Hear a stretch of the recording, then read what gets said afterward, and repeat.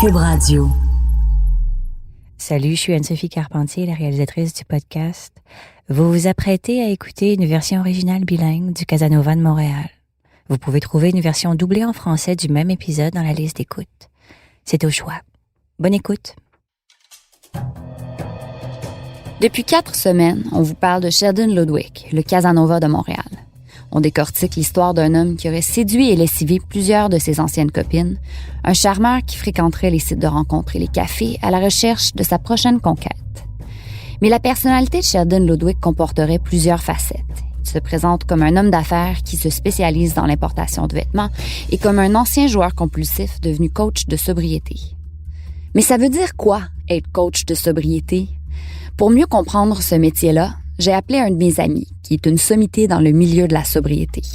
Je voulais avoir son avis sur les témoignages que je commençais à recueillir. Et là, je vous le jure, l'appel qui suit n'est pas scripté. Noel. Hello, Uncle Bob. How's it going?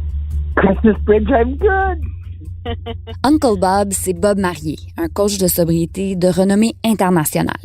Si je l'appelle Uncle Bob, c'est parce qu'il est l'oncle d'un de mes très bons amis.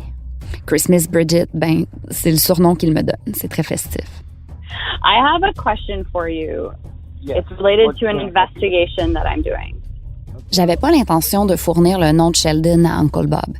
Je voulais simplement qu'il me parle un peu de sa job à lui, qu'il me décrive un peu c'est quoi être coach de sobriété. Je voulais savoir si les services offerts par Sheldon concordaient avec la description que Bob pourrait me donner. So, we're dealing with this man who says he is a addiction coach. He helps people deal with gaming or drug addiction or drinking. And I just wanted to Tell me his name. name isn't Sheldon. Pardon? If it's Sheldon, run away from him. You know Sheldon Ludwig. Yeah, Mais Bob semblait savoir exactement de qui je voulais lui parler. he's a complete poser. A complete poser, un imposteur. J'étais bouche bée. Okay. Yeah. Je m'appelle Brigitte Noël et vous écoutez le Casanova de Montréal.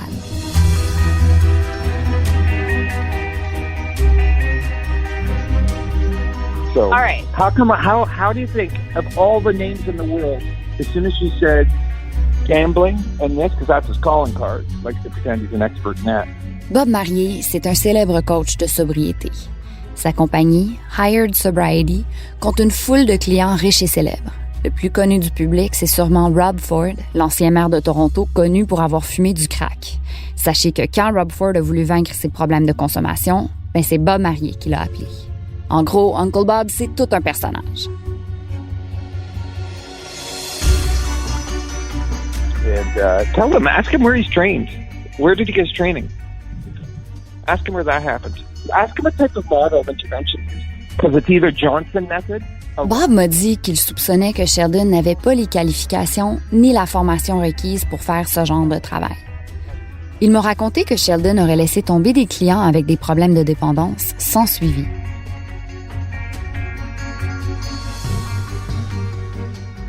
So that's what I know about him.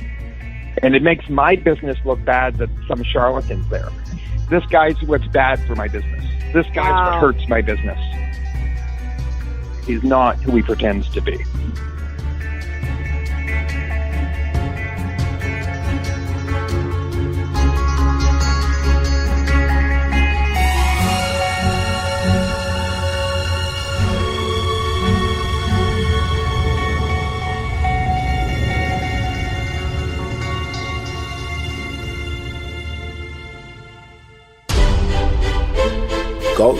So do it.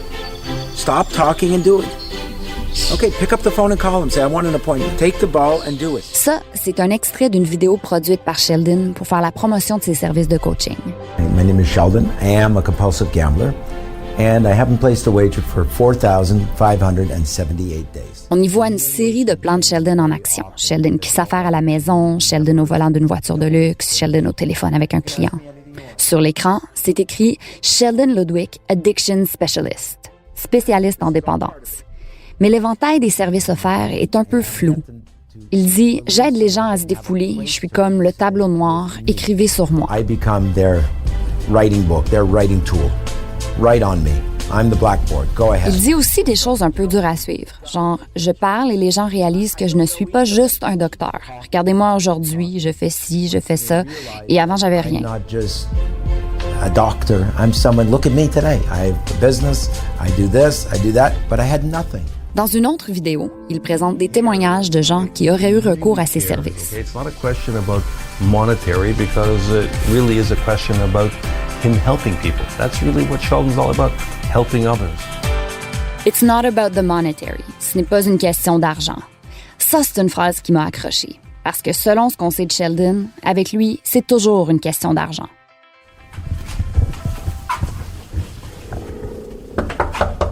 Aujourd'hui, on rend visite à Chantal et son fils Rick. Bonjour. Bonjour. Comment vous avez fait pour rentrer ça? Il y a une dame qui... OK.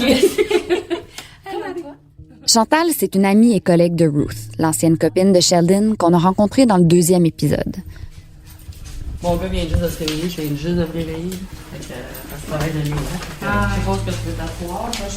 Tu t'assois d'habitude, là. Merci de nous accueillir. En fait, Chantal était là quand Ruth a rencontré Sheldon au Starbucks et elle avait suivi de près toute la progression de leur relation. Chantal était très contente pour son ami qui semblait filer le parfait bonheur. Mais les choses n'allaient pas bien à la maison. Son fils Rick, alors âgé de 16 ans, était malheureux et avait commencé à consommer. Le fils de Chantal comprend le français, mais il nous a demandé de faire l'entrevue en anglais. Like how I felt at that time was pretty shitty. I didn't really think of myself like that highly. I didn't have a lot of high confidence.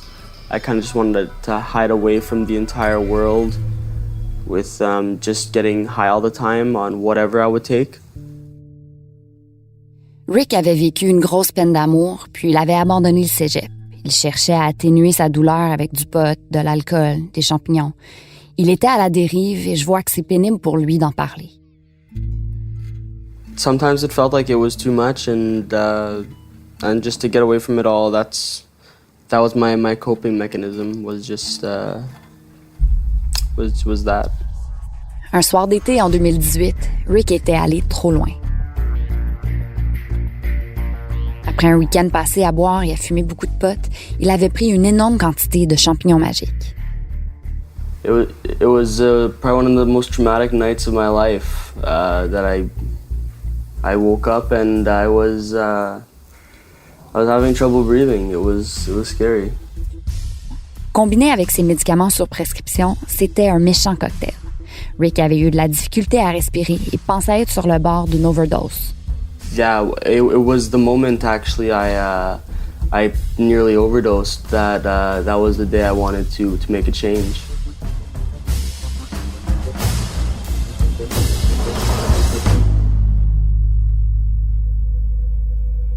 Chantal avait passé ce week-end-là chez son chum. C'est quand elle est rentrée à la maison le dimanche que Rick lui a tout raconté. Elle était complètement bouleversée. Le lendemain, elle en a parlé à sa collègue Ruth. Fait que c'est là, le lendemain, quand j'avais été voir Ruth, puis là, je sais plus quoi faire, puis là, je broyais, puis c'est ça qu'elle m'a dit d'appeler Sheldon, puis c'est là que c'est arrivé qu'il a rencontré Sheldon parce que je l'ai appelé, puis il dit oui, c'est beau, je vais aller le rencontrer. Chantal savait que Sheldon, le copain de Ruth, était un ancien joueur compulsif. Elle savait qu'il offrait des services de coaching aux gens aux prises avec des problèmes de dépendance. I woke up one morning and my mom told me that she found someone that I could speak to. And around 30 minutes later, he came very quickly to the door. Au début, Rick dit que Sheldon l'avait surpris. I was expecting the typical psychologist or the person that would kind of want to like feel the need to put me in a certain direction. But he honestly, like, I can tell that he does have a way of helping people. And it was a nice experience meeting. I'm not gonna lie.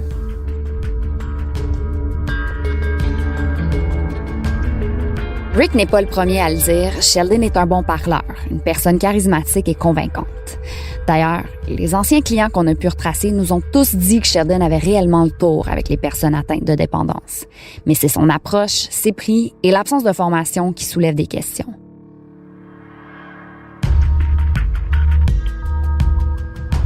Après cette première rencontre avec Rick, Sheldon avait immédiatement appelé Chantal pour lui donner un compte-rendu. Mais même si Rick dit avoir vécu un meeting assez détendu où il a même perçu une pointe d'espoir, Sheldon avait présenté à Chantal une situation urgente, un état de crise.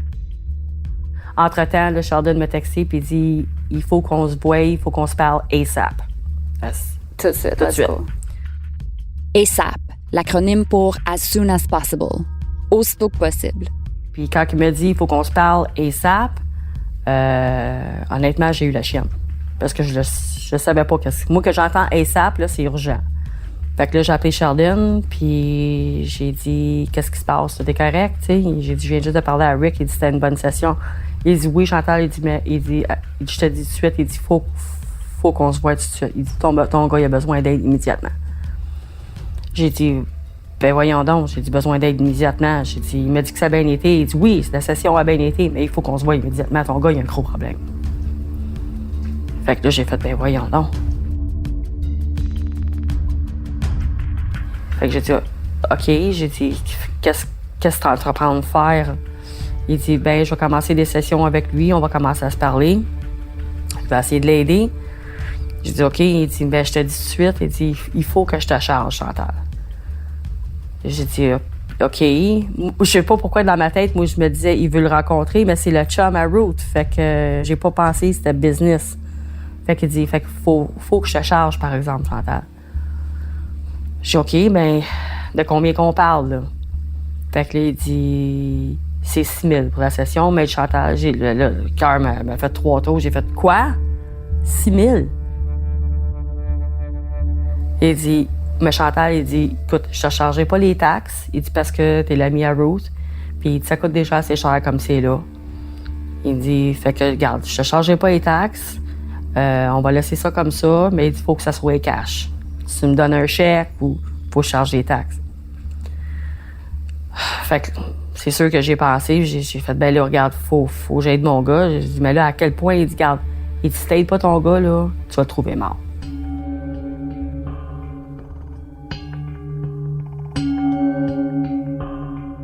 6 000 sinon ton fils va mourir. » Chantal sentait qu'elle n'avait pas le choix. Elle était désespérée. Avec le 6 000, c'est une disponibilité de 6 à 8 mois qui était pour être pour lui 24 heures. Puis là, je disais, ouais, mais quand même, Sheldon, c'est 6 000 $. Puis il dit, oui, mais écoute, il dit, quand tu allais voir un psychologue avec Rick, il dit, combien ça te coûtait? J'ai dit, ça me coûtait 100 $ de l'heure. Alors, il dit, OK. Il dit, puis sont-tu là? N'importe quoi que tu as besoin d'eux autres? Je dis, ben non, faut que je prenne un rendez-vous. Il dit, ben c'est ça. Il dit, avec moi, tu n'as pas besoin de rendez-vous. Fait que pense à ça de même. Fait que tout ce qu'il disait, ça fait du bon sens, là. OK, il va être avec lui pendant 6 à 8 mois. Ça lui donne un bon début, 6 mois, là, avoir quelqu'un avec lui constamment. Parce que c'est sûr, en étant sa mère, je peux lui dire, arrête de faire ça. Je peux lui dire, tu vas te faire mal, tu vas te tuer à un moment donné. Mais je suis juste sa mère, right? Tandis que si quelqu'un arrive, un étranger arrive, puis lui, il a eu les mêmes expériences, puis lui, il parle, puis lui, il devient un life coach. C'est sûr que dans ma tête, à moi, ça a plus de bon sens que si moi, j'arrête pas de tomber sur la tête, puis ça marche pas. C'était-tu dur de trouver l'argent? Non, je l'avais, l'argent.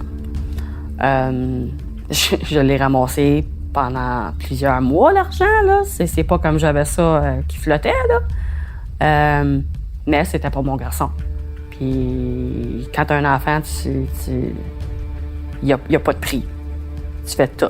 Surtout quand quelqu'un vient dire que la vie de ton enfant est en danger, tu coupes ton bras, là. Tu fais n'importe quoi.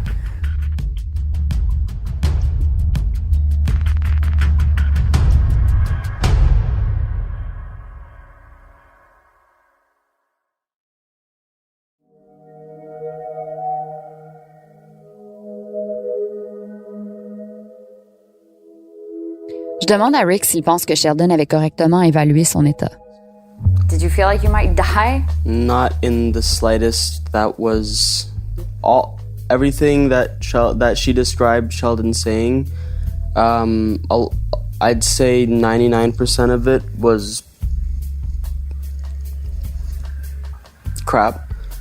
It wasn't true. And the fact that he made it sound way more grave than I made it, well, then I made it appear to him at least. I told him I had a problem with smoking weed and consuming way too many shrooms and drinking, and he is talking like I have some massive cocaine or heroin addiction. Sans en parler à Rick, Chantal avait ramassé l'argent nécessaire. Puis, elle était allée rencontrer Sheldon dans un stationnement de Walmart, un lieu parfaitement normal pour effectuer une transaction de plusieurs milliers de dollars. Fait que j'ai été le rencontrer, puis j'avais 3 enveloppes de 2000. Je les ai recomptées 3 fois, les enveloppes. 2 ou 3 fois. Mais moi, j'ai travaillé avec l'argent toute ma vie, right? Fait que je sais comment faire des bundles, je sais comment compter l'argent comme du monde. Fait que là, je donne l'argent. Puis là, quand je rentre dans le char, je l'ai rencontré chez Walmart. Puis quand je rentre dans le char, là, je braillais. Sheldon prend son argent et lui donne rendez-vous le lendemain soir pour pouvoir discuter à nouveau de Rick. Le lendemain, il me texte le matin en me disant « Ça se peut-tu que tu sois 420$ short dans ton argent? » Ben, j'ai dit non, parce que je l'ai compté 2 fois. J'ai fait des bundles de 1000 que j'ai recomptés, puis j'ai mis 2000 dans chaque enveloppe. Ben, il dit j'ai été à la banque, puis ils l'ont mis dans la machine, puis malheureusement, c'est 420$ de short.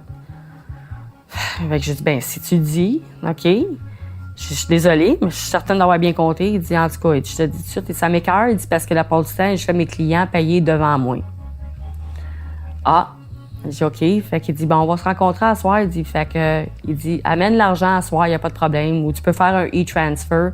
J'ai dit, je connais pas vraiment comment ça marche, les e-transfer, là. J'ai dit, je t'amènerai l'argent à soir. Fait que je l'ai rencontré ce soir-là, chez eux. J'avais amené le 420$. Puis, fait que là, c'était 6420$ que je donnais. Fait que là, on a commencé à jaser ensemble. Il m'a offert une tasse de café. J'ai pris le café, on jasait. Puis il est bon à faire sortir des affaires. Il m'a dit en affaires, il est vraiment bon. Je sais pas comment il fait, là. Là, on jasait de situation financière. Il dit, il faudrait que tu prennes charge du compte de ton garçon. T'es-tu assez responsable pour prendre charge? J'ai dit, oui, je paye mes comptes. Je suis quand même assez responsable avec mon argent. J'ai dit, si ça arrive à ce point-là, pas de problème, je vais le faire. Fait que, pour te dire honnêtement, je sais pas comment c'est venu à une situation de ma situation financière.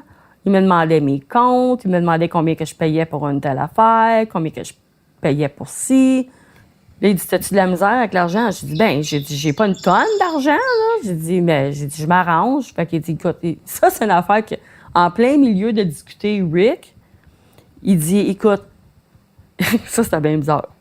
Il se lève, il va dans une pièce, il sort avec 2 paquets de bas. Encore ce fameux deal de bas qu'il avait proposé à Isabelle et Yannick dans le premier épisode. Là, moi, je suis comme, ben voyons. Il dit, écoute, et je te dis tout de suite, il dit, je peux te faire plus d'argent si tu veux. Il dit, regarde, je travaille avec ça, tu fais un investissement, et je te reviens avec un 21%. Puis là, moi, dans ma tête, de quoi tu parles? Pourquoi tu as des bas dans les mains? J'ai dit, t'essaies-tu de me faire investir dans quelque chose, Sheldon? Il dit, ben c'est juste pour t'aider financièrement. J'ai dit, honnêtement, je suis de parler de mon gars, là. Je suis vraiment pas intéressée dans les investissements. Merci pour l'offre, là, mais regarde, j'ai pas d'argent pour investir, moi, là. Il dit, OK. Il dit, si jamais, Chantal, écoute, je vais t'avoir plus d'argent. Je dis, merci pour l'offre, mais honnêtement, j'ai jamais eu confiance dans les investissements. Je suis vraiment pas intéressée. On peut-tu continuer? Fait qu'il dit, OK. Fait qu'il a été porté les bas, il est revenu. Puis là, on jasait plein d'affaires, puis on jasait de ma vie avant, quand j'étais mariée, les difficultés que j'ai eues dans le mariage. Puis là, c'est arrivé au point que j'ai dit, il faut que je te dise. Il dit, toi, tu consommes-tu? J'ai dit, je consomme pas de drogue. J'ai dit, oui, je vais prendre une coupe de bière. J'ai dit, c'est vrai. Il dit, OK, quand tu dis une coupe de bière. Fait que là, moi, déjà, ça faisait qu'une coupe de jours, là, parce que là, je déménageais avec mon chum. Lui, s'il va prendre une bière, moi, j'en prenais 12, là. Moi, j'en prenais beaucoup, là. C'était tous les jours, là. Fait que là, j'ai dit, regarde, j'ai un problème d'alcool. Je te dis ça, j'ai un problème d'alcool, puis je veux arrêter, puis je vais arrêter parce que je suis écœurée d'avoir les mal de tête quand je me lève le matin. Je suis écœurée puis rien faire. Je suis toujours dans la maison, puis je veux commencer une vie avec mon chum, mon gars, clean. Il dit, tu vas avoir besoin d'aide pour arrêter, Chantal. J'ai dit, ben, je veux essayer. Regarde, je pense que c'est capable de juste dire non, c'est assez. Puis il dit, regarde, j'aide ton gars, je vais t'aider toi aussi. Tu vas voir, tout va être correct. Il dit, il faut que je te prenne comme un autre client. Et il dit, fait qu'il faut que je te charge, toi aussi. Mais là, dans ma tête, hein? Là, je l'ai pas, l'argent, là. Comment t'as payé pour ces conseils-là? 3200 $.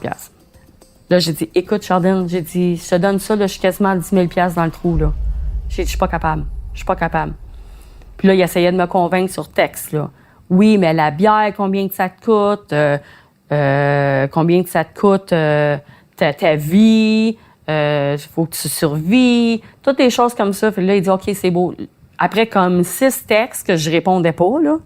Tu sais, que c'était comme, j'entendais bing, bing, bing, bing. C'était toutes des choses qu'il m'envoyait. Là, il dit, OK, 2800. Il dit, je vais m'arranger avec l'extra. Je vais parler avec ma partner. Isabelle. Puis je vais y expliquer que moi, je vais fronter le reste. Moi, donner le reste de ça. Fait qu'il t'a dit que c'était Isabelle qui était absolument, ouais. Celle qui voulait toujours que le prix soit full price. Oui, puis il fallait que ça soit au complet. Puis, d'après ce qu'il me disait, elle était vraiment méchante. Fait que je l'ai rencontré encore, puis j'ai donné un autre 2800. Dans un parking lot de Walmart? Non, chez eux. Là, j'ai compté devant lui. Là, parce que je veux pas qu'il me dise que j'étais short encore, là. Chantal était rendue à près de 10 000 $ pour des services quand même assez vagues. Sheridan ne lui avait pas encore présenté de vrai plan de match, il n'y avait pas de stratégie claire et aucune mention de centre de réhabilitation. De son côté, Rick n'était pas du tout au courant du fait que sa mère venait de dépenser une fortune pour l'aider. Il pensait avoir affaire à un ami de la famille, une âme charitable. Well, yeah, I just figure that I'm just going to be going on more sessions with this guy that my mom is, that figures he's... Friends with. He's friends with, yes. I thought it was completely innocent. And you thought it was helpful? No, I definitely believed he could help people. Whether he'd be life-changing, I was skeptical about. Parce que selon Rick, les sessions n'avaient rien d'extraordinaire. Leur deuxième rencontre s'était déroulée au Cora, un restaurant de petit déjeuner du West Island, où Rick se souvient d'avoir mangé une omelette pendant que Sheldon lui déballait les 12 étapes, soit les principes de sobriété qui sont enseignés dans les groupes comme Alcooliques Anonymes. Le hic avec tout ça, c'est que les réunions d'alcooliques anonymes ou de narcotiques anonymes, bref, les groupes où on peut apprendre ces 12 étapes, mais c'est gratuit d'habitude. Sheldon aurait quand même eu de bons conseils pour Rick. Il lui disait qu'il devait changer son mode de vie et l'aurait entre autres encouragé à soumettre sa candidature pour un meilleur poste au restaurant où il travaillait déjà. Like, he's very educated on addiction. Like, I'll give him that. He knows that it's very much a lifestyle and personality thing. Mais la session la plus mémorable l'avait marqué non pas par son contenu, mais par son lieu. Sheldon aurait amené Rick faire des commissions au centre d'achat. Third session, we went to Fairview. We went to pick up a computer. So he's running errands while he's providing therapy? Yeah, that's what he would do. He would like, when he would pick me up, I felt like we were literally just hanging out. Like, I didn't feel like he was really my therapist. I felt like, you know, he would like take me around to do errands with him. Puis, après 6 ou 7 sessions de ce genre-là, la thérapie s'était terminée brusquement. En fait, Rick aurait demandé à Sheldon ce qu'il ferait s'il recommençait à consommer. Selon ses souvenirs, Sheldon n'avait pas été très aimable dans sa réponse et Rick ne l'avait jamais rappelé. Chantal m'explique que la rupture de Ruth et Sheldon avait aussi causé un malaise à ce moment-là, que sa famille avait cessé de contacter Sheldon et que lui non plus n'avait pas fait d'efforts pour les relancer. Alors, leur bilan de l'expérience? C'est sûr que même si je sais aujourd'hui que Sheldon il m'a pris pour beaucoup d'argent, c'est sûr que si ça lui a fait réaliser quelque chose à mon garçon, ça, je l'apprécie. Ça valait-tu 6 000 $? Non. Mais ça lui a fait réaliser à mon gars qu'est-ce qu'il avait besoin de faire. Je demande à Chantal si elle aurait été capable de gérer son problème d'alcool sans l'intervention de Sheldon. Ben oui, absolument. Ben je l'ai fait tout ça. Parce que Sheldon, mais la seule affaire qu'il a faite pour m'aider, là, c'est qu'il a mis The Serenity Prayer dans mon téléphone. Ça, c'est la prière des alcooliques, là. Fait qu'il a mis ça dans mon téléphone. Puis il m'a dit de remplacer les cannes de bière avec quelque chose d'autre en canne pour avoir le même feeling. J'ai dit OK. Fait que là, j'ai commencé là, je pognais sur le Sprite Zero. L'expérience de Chantal ne serait malheureusement pas unique. J'ai parlé à 4 autres familles qui auraient eu recours au service de Sheldon et ces 4 familles-là m'ont raconté des choses semblables. Tous m'ont dit que Sheldon leur avait été relativement utile, mais qu'il avait aussi demandé énormément d'argent et mis beaucoup de pression. Dans 3 des 4 cas, la relation d'aide s'était terminée assez brusquement. Prenons l'histoire de Kathy, par exemple. Kathy, c'est une autre amie de Ruth qui lutte présentement contre un cancer. En janvier 2019, elle avait contacté Sheldon pour de l'aide avec sa fille adolescente Brianna, qui avait commencé à expérimenter avec la drogue. Après avoir parlé à Brianna, qui lui avait confié avoir essayé de la cocaïne à 2 reprises, Sheldon aurait contacté Kathy, sa mère. Il lui aurait dit que pour sauver sa fille, elle devait à tout prix l'envoyer dans un dispendieux centre de réhabilitation en Colombie-Britannique. Sa fille Brianna a appris récemment ce que Sheldon aurait dit à sa mère pour la convaincre de payer. Like him saying that like I was a cocaine addict and that I was going to die if I didn't do something and that they'd be paying for my funeral rather than like my rehab facility. Qu'elle était dépendante à la cocaïne, qu'elle allait mourir et que si Kathy ne payait pas pour le centre de réhabilitation, elle allait devoir payer pour les funérailles de sa fille. Quand Kathy lui avait dit qu'elle n'avait pas les moyens en raison des dépenses liées à son cancer, Sheldon aurait essayé de la convaincre de refinancer son hypothèque.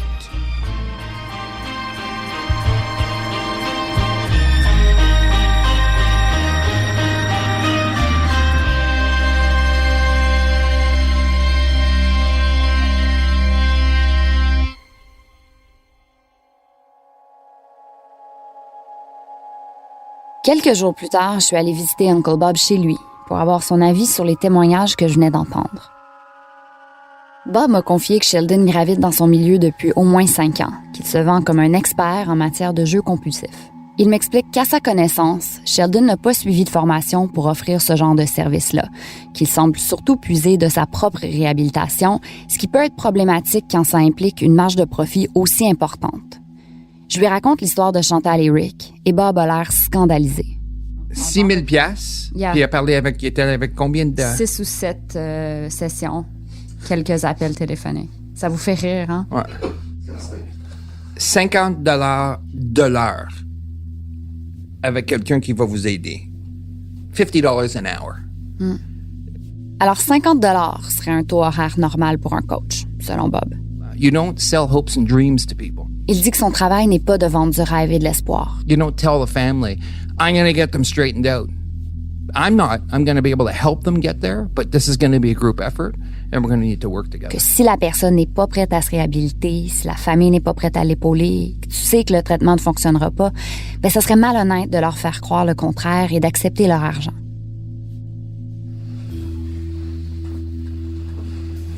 Oh, fuck. There's no therapy there. There's no treatment plan. There's nothing there. Il me dit, c'est pas de la thérapie, ça. Il n'y a pas de plan de traitement dans cette histoire-là. Ça se fait-tu demander un flat rate comme ça, 6 000 $, je vais te régler ça? No. I feel sick to my stomach. I feel like crying when I hear that. It's like, oh. And then the other part is to fear someone into this. Est-ce que tu as déjà dit, si tu payes pas, ton fils va mourir? Are you fucking crazy? That's crazy talk.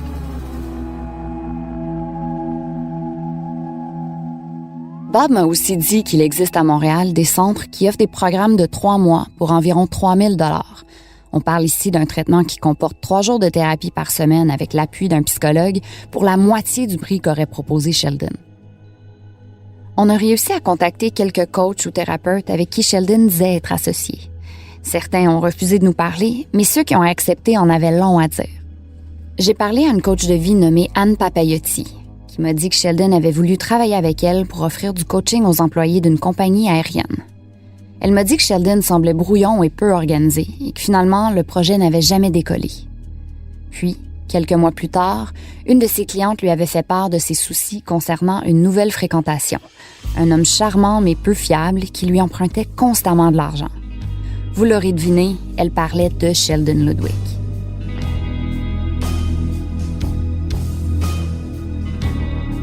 J'ai aussi parlé à Gilles Galipeau, un coach d'affaires bien connu avec qui Sheldon aurait prétendu être associé. Je vous appelle parce que je travaille sur un dossier qui implique quelqu'un que vous avez connu, je crois. C'est un monsieur Sheldon Ludwig. Ça vous dit quelque chose? Ben, la police m'a appelé là-dessus. Moi, je suis dans le milieu, de la dépendance depuis 30 ans. Ouais. Lui, je le connais de nom depuis longtemps, mais je l'ai vu 3 fois l'année passée. Nous, les rencontres qu'on a eues, il parlait de nous envoyer des clients, de faire ci, de faire ça. Puis on s'est rendu compte qu'il était pas...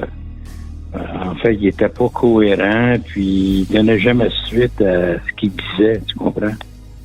Parce que moi, on n'a jamais fait affaire, nous, avec lui. Là. Selon ce que j'ai vu, les rencontres que j'ai eues l'an dernier, il n'y avait pas de structure, il n'y avait rien. Là. Ah oui, puis il y avait une bonne histoire. Là. Quand il disait, comment ça fait que tu ne pas tes appels? Puis comment ça se fait? Là, il disait, mais j'ai eu un traumatisme crânien, hein, j'ai un gros problème de mémoire. Ça, je me souviens de ça. Lui, il se ramenait toujours à son traumatisme crânien. Il avait des problèmes avec son cerveau, en fait. Là.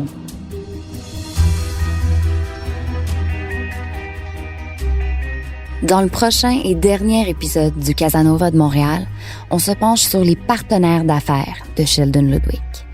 Plusieurs de ces personnes, qui auraient perdu des centaines de milliers, voire des millions de dollars à cause de Sheldon, sont réticents de nous parler. Aurait-il quelque chose à cacher? I can't tell you specifically about that case, but I can tell you that Mr. Ludwig has been involved, to my knowledge, in other instances of situations where brands took the position that he was dealing in counterfeit products.